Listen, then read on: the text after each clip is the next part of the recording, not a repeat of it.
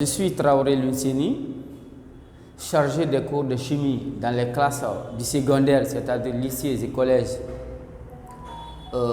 Aujourd'hui, je suis là pour le cours de chimie, classe terminale, sciences mathématiques et sciences expérimentales. Le premier chapitre est intitulé Acides et bases en solution aqueuse de l'eau. On va commencer par définir qu'est-ce qu'une solution. Alors, on entend par solution, c'est une combinaison, une association dans laquelle un corps appelé solité se trouve uniformément réparti dans un autre appelé solvant. Mathématiquement, la solution est égale au solité plus le solvant. Alors, la différence entre un solité et un solvant dans une solution, c'est quoi? C'est dissous. Donc, le solité est le corps dissous. Ce corps dissous-là peut être à tous les trois états de la matière. Il peut être à l'état liquide, il peut être à l'état solide, tout comme il peut être à l'état gazeux. Et quant au solvant, c'est le corps qui permet de dissoudre le solité. Donc, c'est tout corps qui dissout. Donc, le solvant est tout corps qui dissout. Tout corps qui dissout. Alors, ce solvant-là ne peut être qu'un liquide. N'importe quel liquide, alors qu'il permet de dissoudre un autre corps, joue le rôle de solvant. Par exemple, le vinaigre est un solvant, le benzène est un solvant, l'éther est un solvant, le mercure est un solvant, l'eau également est un solvant. Parmi tous ces liquides-là, c'est l'eau alors qui est utilisée dans les classes de terminale comme le solvant universel. Raison pour laquelle on parle de solution aqueuse. Donc, une solution est dite aqueuse, c'est lorsque son solvant n'est autre que de l'eau. Solution aqueuse égale donc un solité quelconque plus de l'eau. L'eau étant le solvant principal, alors nous allons essayer de voir ce qu'on appelle une solution aqueuse de l'eau. Donc, solution aqueuse de l'eau. Quand nous parlons de solution aqueuse de l'eau, c'est une solution dans laquelle l'eau joue les deux rôles. Autrement dit, l'eau est à la fois solité et solvant. Donc, c'est comme si nous avons de l'eau jouant le rôle de solité plus de l'eau jouant le rôle de solvant. Alors, des eaux. Ça va donner quoi? En considérant cette première molécule d'eau comme solité, elle va alors se décomposer pour donner le proton H+, plus l'ion H-. Le proton H+ là va être capté par la deuxième molécule d'eau qui joue le rôle de solvant pour la formation de l'ion H3O+. Bon, voilà l'équation bilan de la réaction. Nous avons en somme deux molécules d'eau qui passent partiellement à une mole d'ion H3O+, plus une mole d'ion HO-. C'est cette équation qu'on appelle l'équation de dissociation de l'eau, communément connue sous le nom d'autoprotolyse de l'eau. Autoprotolyse de l'eau. C'est quoi l'autoprotolyse par définition? Étymologiquement, auto qui veut dire moi-même, proto qui veut dire ion et lysis qui veut dire décomposition. Donc c'est la décomposition d'un corps dans lui-même.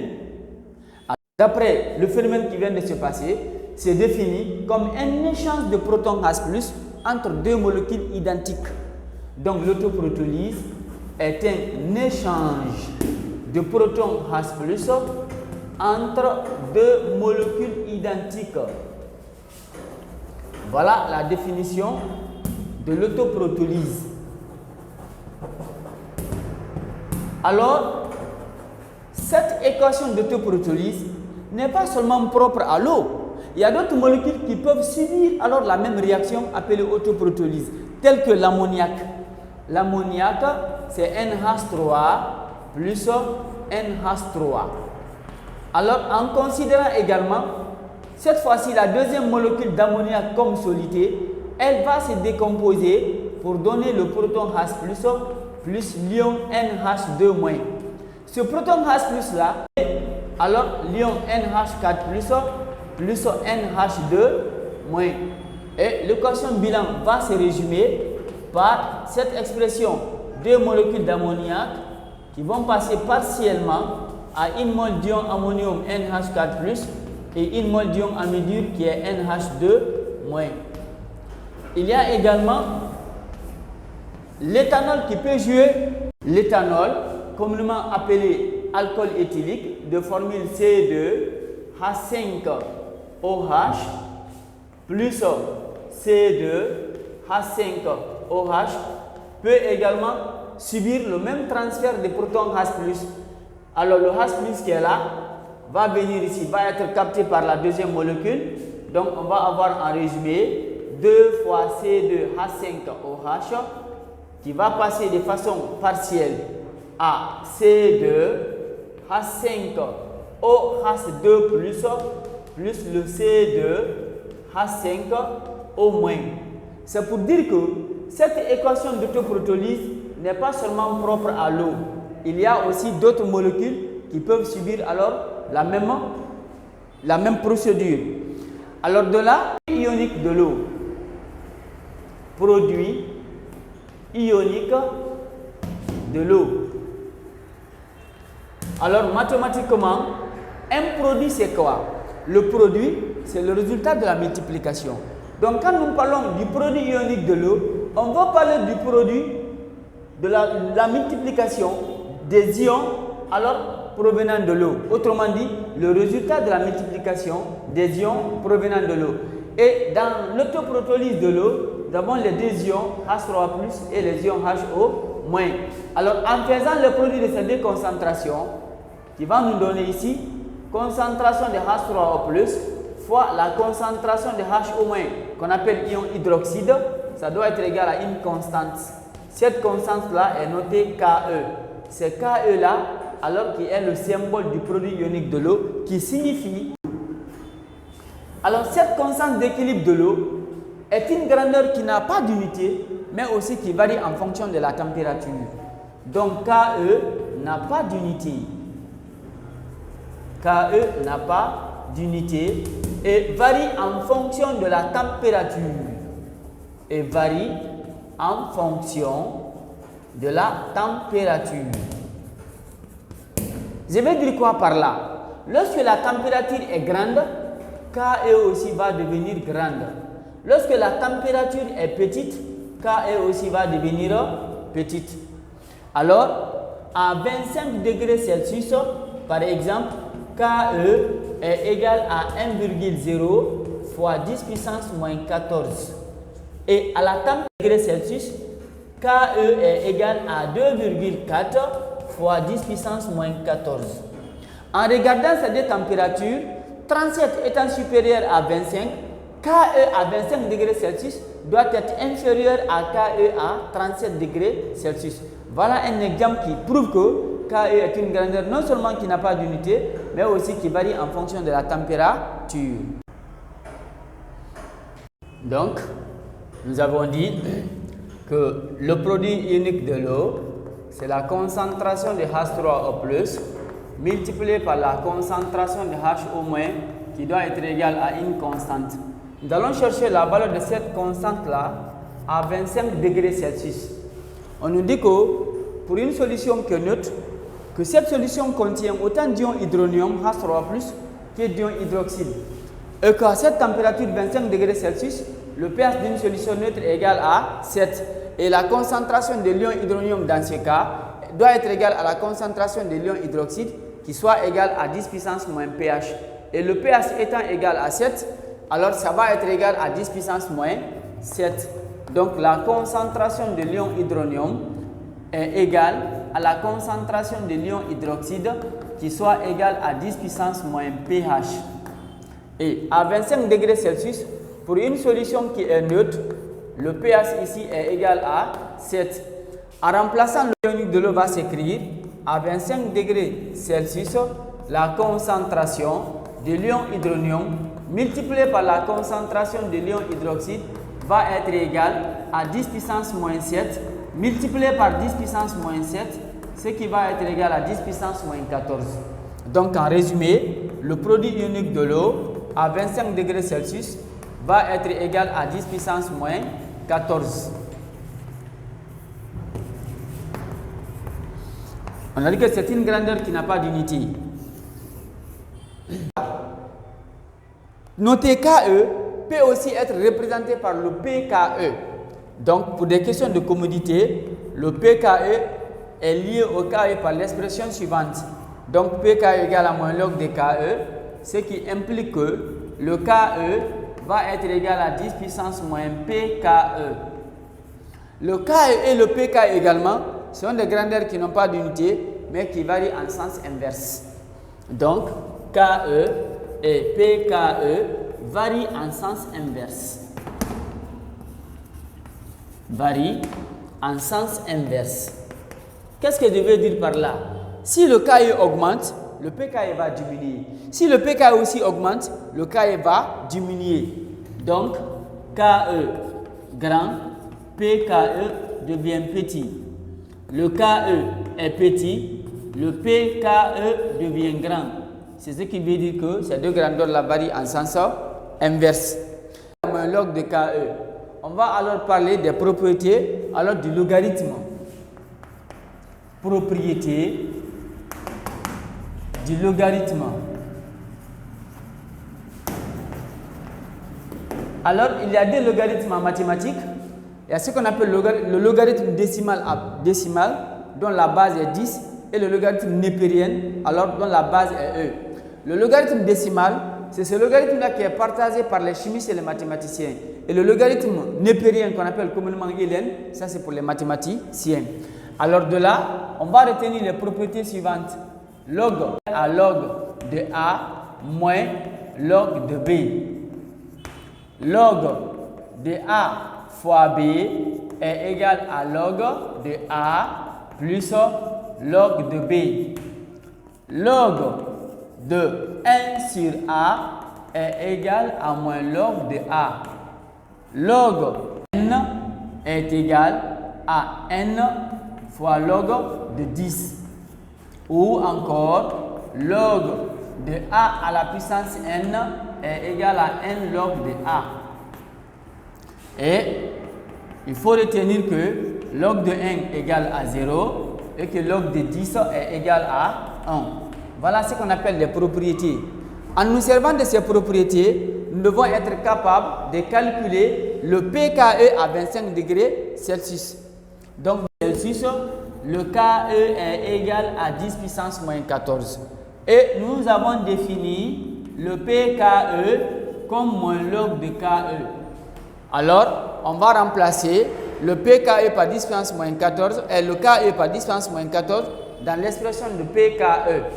Dans ce cas, on aura PKE égal à moins log de 10 puissance moins 14. Donc, nous avons dans cette expression, nous avons la propriété suivante qu'il faut appliquer. Log de A à la puissance n est égal à n log de A. Notre n ici c'est moins 14 et notre A ici c'est 10. Donc, le PKE va être égal à moins 14 facteur de moins log de 10.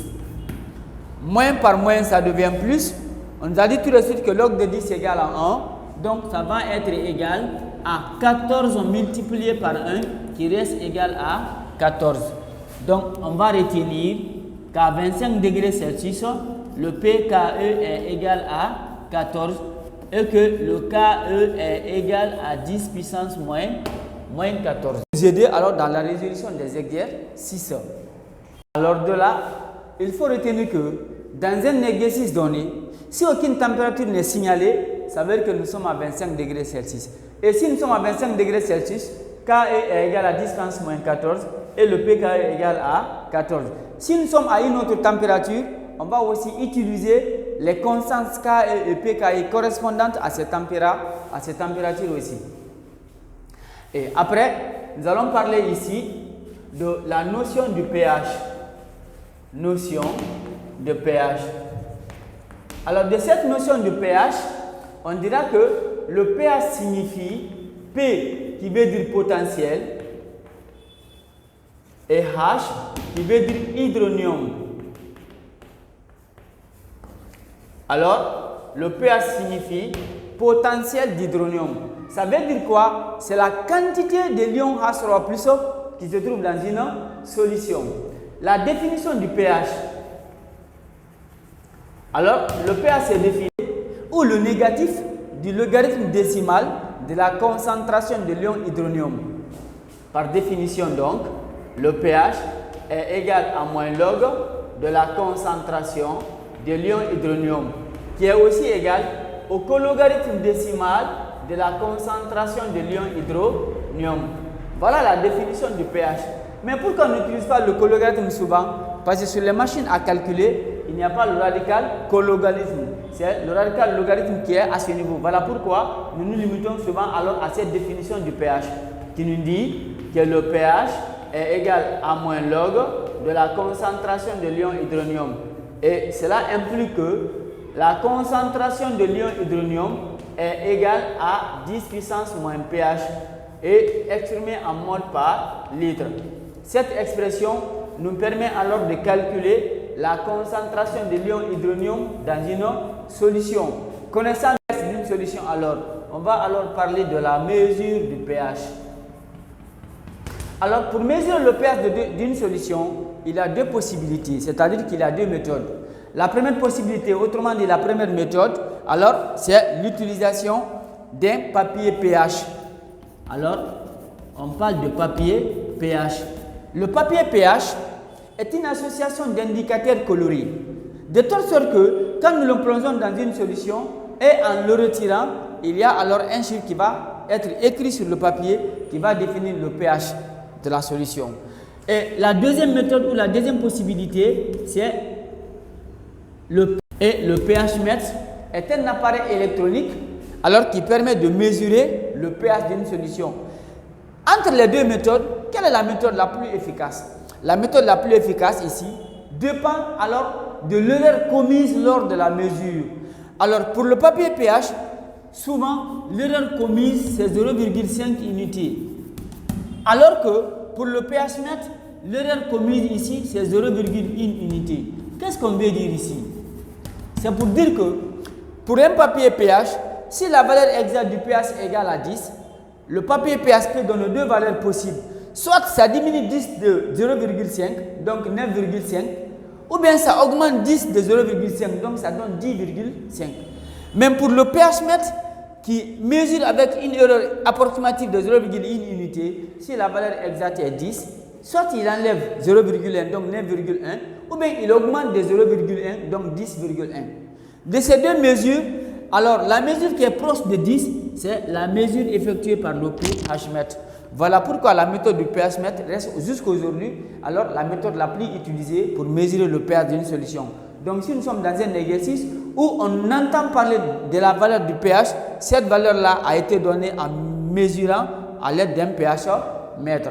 Donc le papier pH est une ancienne méthode qui n'est plus alors utilisée de nos jours. Voilà donc les deux méthodes alors de détermination du pH d'une solution. Maintenant, connaissant le pH d'une solution, comment peut-on calculer la concentration en ion H3+? Si par exemple le pH est égal à 2, alors la concentration de l'ion hydronium va être égale à 10 puissance moins pH. En remplaçant le pH par sa valeur, on aura concentration de H3+ est égale à 10 puissance moins 2 mol par litre. Avec le nombre entier, il n'y a pas de problème.